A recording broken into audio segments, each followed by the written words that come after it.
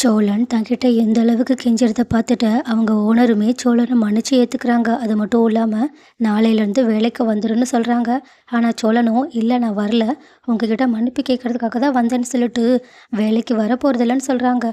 ஆனால் ஓனரும் டேய் அதான் அண்ணன் மன்னிச்சிட்டல்ல, நாளைக்கு வேலைக்கு வந்துரு, என்ன முன்ன மாதிரி உன் முன்னாடி பணத்தை எண்ண மாட்டேன், லாக்கரை பூட்டிட்டு போவேன், உன் மேலே இருந்த நம்பிக்கை என்ன இருந்தாலும் போயிடுச்சு தான், ஆனால் அதுக்கெலாம் நீ வேலைக்கு வராமலாம் இருக்கக்கூடாதுன்னு சொல்லிட்டு நிலா வெளியே சோழனுக்காக வெயிட் பண்ணிக்கிட்டு இருக்கதை பார்த்துட்டு, உன் பொண்டாட்டி உனக்காக இன்னைக்கு எந்த அளவுக்கு கஷ்டப்பட்டா தெரியுமா? நீ ஏதோ சொன்னியே, அவளை அவமானப்பட விடக்கூடாதுன்றதுக்காக தான் இந்த பணத்தை திருண்ணன்னு. ஆனால் இப்போ பாரு, இன்னைக்கு வந்து என்கிட்ட அந்த அளவுக்கு கெஞ்சிச்சு, அது அந்த பொண்ணுக்கு அவமானம் இல்லையா? கொடுத்த பணத்தை உடனடியாக திரும்பி கேட்கறது அது அந்த பொண்ணுக்கு அவமானம் இல்லையா? போலீஸ் ஸ்டேஷனில் போயிட்டு உனக்காக வந்து நின்னது இதெல்லாம் அந்த பொண்ணுக்கு அவமானம் இல்லையா? ஏன்டா நீ இப்படி பண்ணிக்கிட்டு இருக்க? அந்த பொண்ணுக்கு உன்னை எந்த அளவுக்கு பிடிச்சிருக்குன்னா உன்னை வெளியே கொண்டு வரதுக்காக இன்னைக்கு ஃபுல்லாக என்னெல்லாம் பண்ணியிருக்க பார்த்தியா? உன்னோட அண்ணன் சேரானனை பற்றி யோசிச்சியா? அவங்க இன்னைக்கு உன்னை வெளியே கொண்டு வரதுக்காக என்னெல்லாம் பண்ணாங்க? ஏன்டா உருப்படியாக இருக்க உன் குடும்பத்தையும் நீ இப்படி கஷ்டப்படுத்திக்கிட்டு இருக்க? உனக்கு கிடைச்ச வாழ்க்கையை நல்லபடியாக சந்தோஷமாக வாழ பழகுடா அப்படின்னு சொல்லிட்டு அவங்களுக்கு அட்வைஸ் பண்ணிக்கிட்டு இருக்காங்க. இதை கேட்டுட்டு சோழனும் வெளியே வந்து நிலா கிட்ட ரோட்டில் நடந்து போய்கிட்டு இருக்கும்போது அவங்களோட ஓனரை பற்றி பேச ஆரம்பிக்கிறாங்க. ஏங்க, என்னோட ஓனர் அவங்களோட ஒய்ஃப் கால் பண்ணி சும்மா சாப்பிட்டியான்னு கேட்டால் கூட அந்தளவுக்கு திட்டுவாங்க, அசிங்கமாக பேசுவாங்க. ஆனால் அப்படி இருந்த ஆளே எனக்கு இன்றைக்கி அட்வைஸ் பண்ணுற லெவலுக்கு போயிருக்காங்கன்னா நான் எந்த அளவுக்கு கேவலமான ஒருத்தனாக இருந்திருப்பேன், அதுவும் உங்களுக்கு எந்த அளவுக்கு கஷ்டப்படுத்தியிருப்பேன். சொன்னாங்க இன்னைக்கு ஃபுல்லாக நீங்கள் என்ன வெளியே கொண்டு வரதுக்காக ரொம்பவே கஷ்டப்பட்டீங்கன்னு. தயவு செஞ்சு என்னை மன்னிச்சிருங்கங்க. நீங்கள் எப்படியெல்லாம் வாழ்ந்தவங்க திருவண்ணாமலையில், உங்கள் குடும்பத்துக்கு எவ்வளோ பெரிய மரியாதை இருக்குது. ஆனால் என்னை பாருங்கள், என் குடும்பத்தை பாருங்கள், என்னால் என் குடும்பத்துக்கே அசிங்கம், உங்களுக்கு அதை விட பெரிய அசிங்கம். தயவு செஞ்சு என்னை மன்னிச்சிருங்கங்க. எனக்கு உங்களை ரொம்பவே பிடிக்கும். நீங்கள் கஷ்டப்படுறத பார்த்த உடனேயே எனக்கு கையும் உடலை காலும் உடலை. உங்களுக்கு ஏதாவது ஒரு விதத்தில் உதவி செய்யணும்னு ஆசைப்பட்டேன். அதுவும் அந்த நிலைமையில எனக்கு வேறு வழி தெரியாமல் அதை பண்ணிட்டேன். தப்புன்னு சொல்லலை, ஆனால் நான் ரொம்ப பெரிய தப்பு பண்ணிட்டேன். உங்களை ரொம்பவே நான் கஷ்டப்படுத்திட்டேன். நான்லாம் உங்களுக்கு வர்த்தான ஆளே கிடையாதுங்க. பிடிச்ச பொண்ணுக்காக என்னால் இது கூட பண்ண முடியல. உங்களை ரொம்ப ரொம்ப மறுபடியும் கஷ்டப்படுத்திக்கிட்டே இருக்கேன்னு மன்னிச்சிருங்கன்னு சொல்லிட்டு நிலாவோட கால்லையே விழுந்துடுறாங்க. இதை பார்த்துட்டு பதறி போன நிலாவும், எந்திரிங்க சோழன், முதல்ல எந்திரிங்க, அதான் தப்பை புரிஞ்சுக்கிட்டீங்கல்ல, அவ்வளோதான், இதுக்கப்புறம் எல்லாம் சரியாக நடக்கும். சரி வாங்க, எனக்கு ஏற்கனவே காலையிலேருந்து ஒன்றுமே சாப்பிடாம ரொம்பவே ஒரு மாதிரி டயர்டாக இருக்குது. முதல்ல போய் ஒரு டீ குடிக்கணும், அதுக்கப்புறம் தான் எதுனாலும். நீங்கள் இந்த கேப்பில் ஏதோ மறுபடியும் மன்னிப்பு கேட்குறேன்னு என்னை டென்ஷன் படுத்தாதீங்கன்னு சொல்லிட்டு நீலா கூலாக சோழனை கூட்டிகிட்டு வராங்க. ஆனால் வீட்லேயோ நிலமை தலைகீழாக இருக்குது. சேரன், பாண்டியன், பல்லவன் சொல்லிட்டு 3 பேருமே எங்கே நிலா இந்த பிரச்சனையால் தங்களோட வீட்டை விட்டு போயிடுவாங்களோன்னு சொல்லிட்டு கவலையோடு இருக்காங்க.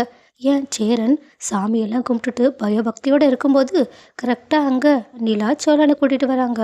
வந்தவங்களும் சேரன் கிட்ட ரொம்பவே கேஷுவலாக பேச, அதே மாதிரி சோழனும் எல்லார்கிட்டையுமே மன்னிப்பு கேட்டுக்கிட்டு இருக்காங்க. நிலா காலில் விழுந்து மன்னிப்பு கேளுங்கன்னு சொன்ன உடனேயே சோழன் கொஞ்சம் கூட யோசிக்காம சேரண்ணனோட காலில் விழுந்து மன்னிச்சிருங்கன்னு சொல்ல, ஆனால் சேரனும் சரி எந்திர்றா, மன்னிச்சிட்டேன், அதான் நீதான் தப்பை புரிஞ்சுக்கிட்டலான்னு சொல்லிட்டு உடனடியாக சோழனை மன்னிச்சிடுறாங்க.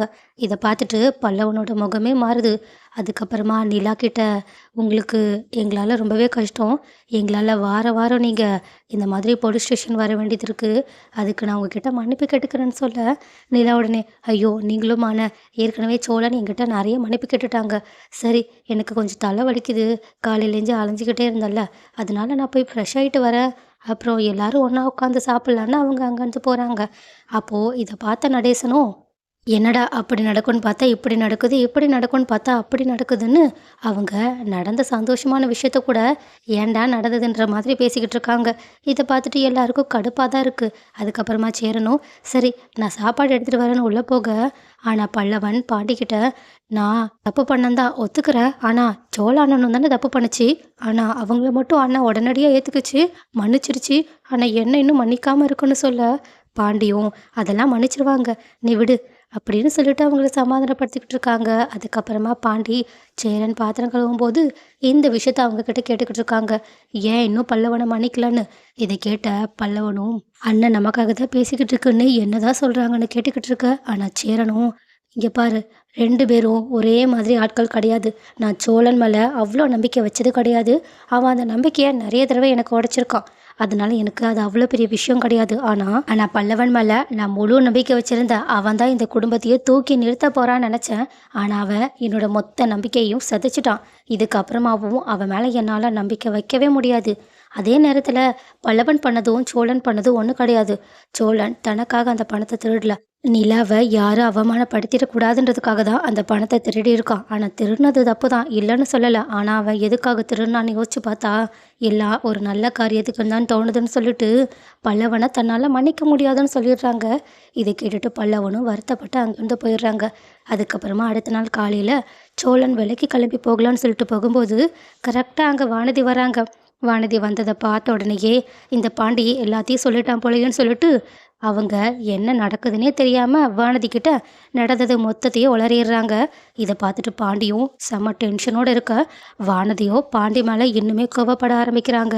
உண்மையை வேற ஆள் சொல்லிதான் தனக்கு தெரியுதுன்னு சொல்லிட்டு பாண்டி கிட்ட மறுபடியுமே சண்டை போட ஆரம்பிக்க, ஆனால் பாண்டியோ இந்த தடவை செம்மையாக டென்ஷனாக போகிறாங்க. அவங்க கண்டிப்பாக வானதியை இந்த தடவை பிரேக்கப் பண்ணுற அளவுக்கு போக நிறையவே வாய்ப்பு இருக்குது. ஸோ அது நடந்தால் நல்லாயிருக்கும். அப்படி இல்லைன்னா வானதி திருந்தினா நல்லா இருக்கும்னு யாரெல்லாம் நினைக்கிறீங்க?